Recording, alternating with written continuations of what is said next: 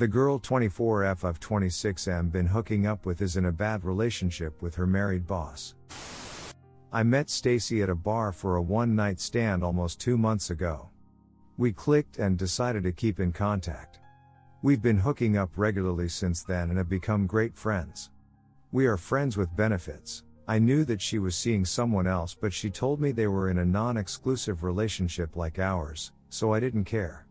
When we got drunk, she would tell me about how the other guy took her for granted many times, but I never pressed her about it. Last week, she slipped and told me the other guy was her boss and that he was ignoring her for his wife. This surprised me because Stacy is a funny, confident and level-headed person. I would have never guessed that she was a stress of her boss. When I asked her about it the next day, she got angry, so I dropped it. 2 days ago, Stacy called me agitated and asked me to pick her up from a hotel. When we got back, she wanted to FCK. I asked her why she was so agitated, and she wouldn't answer. I tried pushing, but she stonewalled me. Yesterday, after we went to bed, she called her boss when she thought I was asleep and started begging him to take her back. She was sobbing. I haven't talked to her about it yet. Stacy is the most assertive and confident person I know, and seeing her in that state really affected me. I really want to help my friend, but I don't know how to do it. She blocked all my previous attempts to talk about it. She is a dear friend of mine and I want to help her. What do I do now? Redditor's reactions update after. Redditor 1, I picked her up from a hotel. When we got back she wanted to duck. Dude, you do realize when you picked her up from the hotel she was just with her boss ducking and was trying to get you to duck her right after. That's pretty nasty. Talk about sloppy seconds. Redditor 2, you're catching feelings. I don't think you understand how this works. You are 1-2 of couple of friends W benefits. There is no expectation of commitment. Redditor 3, she is the AP of her boss and he will certainly not leave his family for her. Guys like him are players and know how to blind and sweet talk women. What she needs to do is look for a new job and go no contact with her lover. It seems though she's in love with him and needs to find out the hard way herself. Not much you can do besides being there for her and lend a shoulder to cry on. Update: the girl 24F of 26M been hooking up with is in a bad relationship with her married boss. I pressed her about her relationship with her boss after my post. She blew up and told me she'd stop talking to me. She called me the next day and apologized. I invited her and she told me about her relationship with her boss. It's the same story you tend to hear in situations like these. It was her first proper job and her boss was super nice to her. They started meeting outside and he told her how his wife is a BTCH and won't look after him. She started sleeping with him and slowly fell in love. He loves Stacy but won't leave his wife. She started getting fed up with being his stress and asked him to leave his wife. He kicked her out and stopped talking to her. That's why she was begging him to take her back. I told her I won't be sleeping with her anymore. We spent that whole weekend in my apartment. We shut off our phones and every form of communication from the outside. We played video games, talked and cooked all day. We spoke about why she was that way with her boss and I managed to convince her to quit the job and break it off. There were a ton of missed calls and messages from her boss telling her how sorry he was for kicking her out and how worried he was. I was afraid that she would go back to being his stress when she went to office, but she held strong. She turned in her notice and resignation letter. Her boss begged her to stay. We found a job for her pretty quickly. She told me that he was begging her to stay every day. One day, he followed her to my apartment. We were effectively roommates by then. He started banging the door and got angry when he saw. He started screaming at Stacy for leaving him, but I stopped him and threatened to call the cops. He left. After that, Stacy was scared and moved in with me completely. On her last day at the job, he followed her back to my apartment. He started threatening me and telling me how he would destroy me if I didn't give Stacy to him. She told him that she would tell his wife about them if he ever came back. He begged her to come with him but left eventually. He started tailing and stalking Stacy after that. He kept calling and messaging her constantly. So, we found his wife. She was some rich socialite who did a lot of charity events. We found her at one of these events, took some pictures with her and sent them to him as a warning. He stopped after that and we haven't seen him for over a week. I hope we don't see him again. Stacy and I are roommates now. We haven't had time since the beginning of the whole ordeal. She's a great roommate and friend. She keeps thanking for helping her leave the toxic relationship. She also started going to therapy. I don't know what the future holds for us. Redditor's reactions story 2 after. Redditor 1, dude you are something else. Redditor follow up, I don't think I've ever called any story fake since I started posting here. But this one just doesn't sound real at all. Redditor 2, I'm calling bullshit on all of this. Redditor 3, I'm glad things are improving. If Stacy still has any proof of the affair, she should make copies and each of you keep it somewhere safe. As a former employer, you never know when he might try to pull something underhanded like finding and calling her current work to sabotage her job. You want to have whatever backup options protected in case they are ever needed. Op answer, yeah. We already have multiple backups of all their chats and pictures together. Redditor 4, good luck with life Mr. White Knight. Redditor follow up, I'm sure I'll be the first one to change a garden tool into a housewife. Story 2, advice. Thank you for taking the time to read this in advance. I will try to shorten it as much as I can. I'm a 36 male and my soon-to-be ex-wife is 35. We met in high school and started dating 19 years ago. Yes, we were high school sweethearts. We moved in together shortly after she graduated from high school. We have no children and really didn't want any as we were young and struggling financially. I worked most of the time and she was in school. Everything seemed fine. I loved her very much. I proposed to her a few years later in New Orleans and she accepted. We never set a date, but within a couple of years we would marry and spend the rest of our lives together. During this time, we were renting a house and I was working overnight. She was about to finish her first degree. Seemed to be going good, but I noticed recently that she started getting a lot of texts on her phone. We had always had an open relationship, so I asked her. She said it was a cousin that I hadn't met. I knew all of her family. I didn't have any family to speak of. Thinking this was odd, I grabbed her phone while she was in the shower getting ready to have sex and was floored. I love you baby and sweet dreams baby was all I could read before my heart sank. I confronted her when she stepped out. She didn't need everything. I was mad and left to go cool off.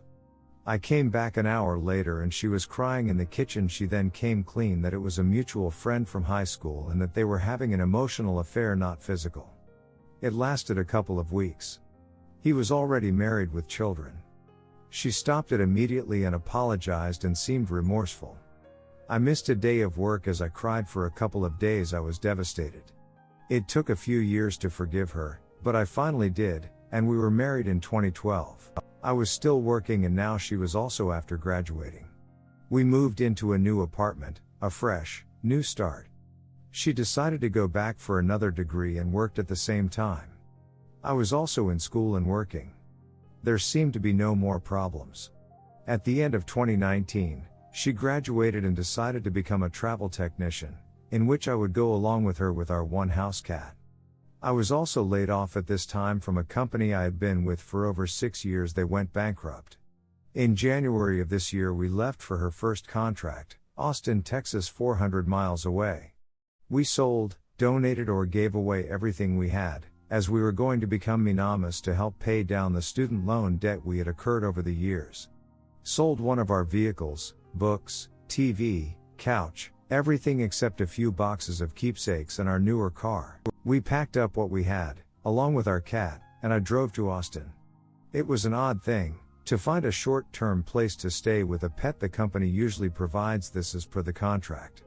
We ended up at a cheap motel that accepted pets, no oven, no kitchen. It was difficult to say the least. It was a big adjustment for both of us. Then COVID hit and I ended up getting it. I was out for a week in bed, but recovered fine. I started drinking more then, as I missed my old way of life and having a hard time adjusting to our new situation. We were both drinking heavily one night and got into a fight. I said something that upset her and she told me she wished I would go and commit suicide as I held her hair from the toilet. Something changed then, but our anniversary was coming up and it seemed everything was fine. A couple of weeks later, the company canceled the contract due to COVID, so I drove us back home to stay with her mother. It took 3 weeks for her to find another contract in the middle of Arizona, 1,300 miles away. We packed up and I drove us there. It was wonderful, a 5-star villa with mountain views, housekeeping every week, fire pits, pools, spas, etc. It was much better than Austin and we felt good about it. She worked the day shift, while I went to school, as I was almost done with my degree. A few weeks pass, and she says she is going out with some new friends that she worked with. I went out and bought chips and wine for them to have a girls' night out. She came home later and said she had fun. The next week, she wanted another night out, so she went, but never texted me anything again. We had open communication of our whereabouts and what we are doing. She got home at 1 a.m., half drunk. I was disappointed to say the least, but didn't want to fight then. She had to be at work in 4 hours, so she went to bed. When she came home that evening from work, she sat down and said, "I'm leaving you, we married the wrong person." My heart sank yet again. I spent the next week pleading, begging and crying. She never told me anything else, but that she needed time to think, some space, and that one of us had to go. The next morning, I took our car to get new tires, new brakes and an oil change, then drove us to Phoenix so I could catch a plane ride home, to a place that no longer exists. We broke the lease to our apartment 1 month after renewing at $4,500 still owed. I cried the entire time flying. I had a duffel bag with some clothes and a 10-year-old laptop to my name. A friend picked me up at the airport and has let me stay with him until I get something better. I felt terrible that first week. I just knew I had did something or didn't do something that caused all this pain and sadness that I felt. I cried all day. There was no contact between us. I was alone for the first time in my adult life, with no degree, no job, no car, no house, nothing. I was paying bills one morning and we had the cell phone bill due, so I logged in to pay it. I had a few messages here and there, mostly from her, but she had over 1,000, mostly from the same number.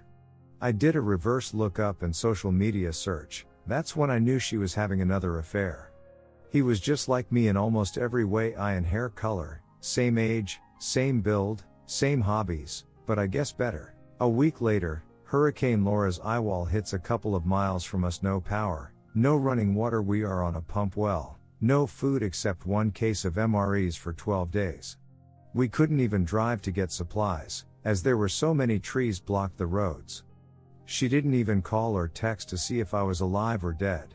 She was coming to visit the following week. Her contract was extended till end of this year. She pulled up, still wearing her wedding ring. I took mine off the day I paid the cell phone bill. I had the alimony contract already written up along with the divorce papers.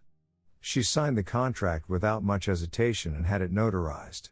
I called her a few names and we fought for a good 20 minutes, then said nothing the rest of the visit. I told her goodbye and she left. Another week of no contact. She is back in Arizona now goes by.